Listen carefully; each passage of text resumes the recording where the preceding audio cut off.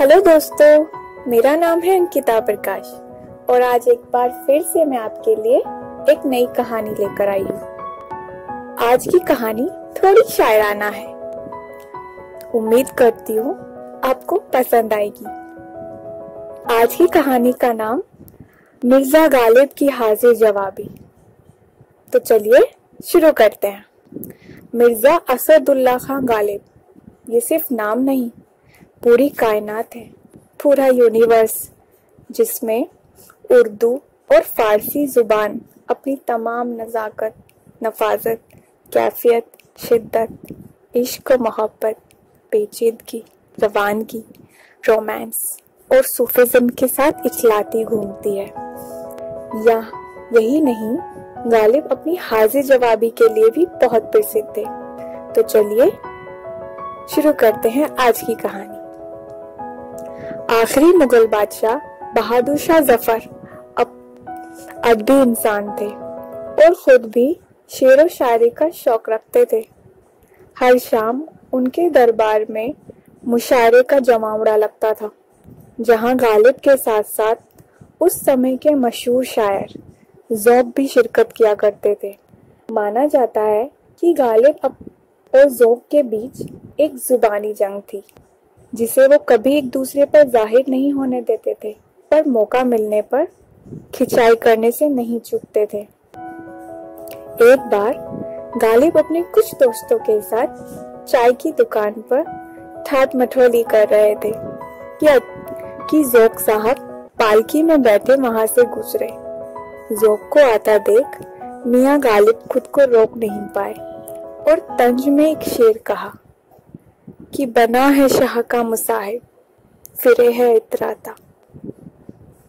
हालांकि उस समय ज़ौक़ ने मियाँ गालिब को कुछ नहीं कहा, पर इस तंज की शिकायत उन्होंने बहादुर शाह जफर से कर दी। इसके साथ ही उन्होंने गालिब के नाम एक शाम की दावत और मुशायरे के लिए न्योता भी भिजवा दिया। असल में इस न्योते के जरिए ज़ौक़ गालिब को बादशाह सलामत के सामने बेइज्जत करना चाहते थे और गालिब को इस बात की भनक लग चुकी थी, पर वहां जाना मियाँ गालिब के लिए गले की फांस बन चुकी थी, जिससे इनकार किया जाना मुश्किल था। आखिरकार मियाँ गालिब मुशायरे में पहुंचे। उनके पहुंचते ही बादशाह ने सवाल दागा कि आपने बना है शाह का मुसाहिब, फिरे है इतराता कहकर ज़ौक़ साहब पर तंज कसा है। चूंकि ज़ौक़ बादशाह के उस्ताद भी थे, इसलिए गालिब पहले घबराए और जान बचाने के लिए कह दिया कि ये तो उनकी गजल का एक मिसरा है। मिसरा गजल के एक हिस्से को कहते हैं। इस पर बादशाह ने मिसरा को पूरा करने के लिए कहा। अपनी ही बात में खुद को फंसता देख मियाँ मिर्जा ने मिसरे को कुछ यूं कहकर पूरा किया। बना है शाह का मुसाहिब, फिरे है इतराता, वगर न शहर में गालिब की आबरू क्या है। इस बात को ज़ौक़ अच्छे से समझते थे कि मियाँ मिर्जा झूठ बोल रहे हैं, इसलिए गालिब को उनकी ही जाल में फंसाने के लिए खुद ही इसकी तारीफ की और गजल को पूरा करने के लिए कहा। गालिब ने भी हार नहीं मानी और जो गजल सुनाई वो कुछ इस तरह से थी। हर एक बात पे कहते हो तुम कि तू क्या है, हर एक बात पे कहते हो तुम कि तू क्या है, तुम ही कहो कि अंदाज़ गुफ्तगू क्या है। न शोले में ये करिश्मा, न बरक में ये अदा, न शोले में ये करिश्मा, न बरक में ये अदा, कोई बतायो कि वो शौक है तुंद खूं क्या है। ये रश्क है कि वो होता है हम सुखुन तुमसे, ये रश्क है कि वो होता है हम सुखुन तुमसे, वरना खौफ बद आमोज़िए अदू क्या है। चिपक रहा है बदन पर लहू से पैराहन, चिपक रहा है बदन पर लहू से पैराहन, हमारी जेब को अब हाफते रफू क्या है। जला है जिस्म जहां दिल भी जल गया होगा। जला है जिस्म जहां, दिल भी जल गया होगा।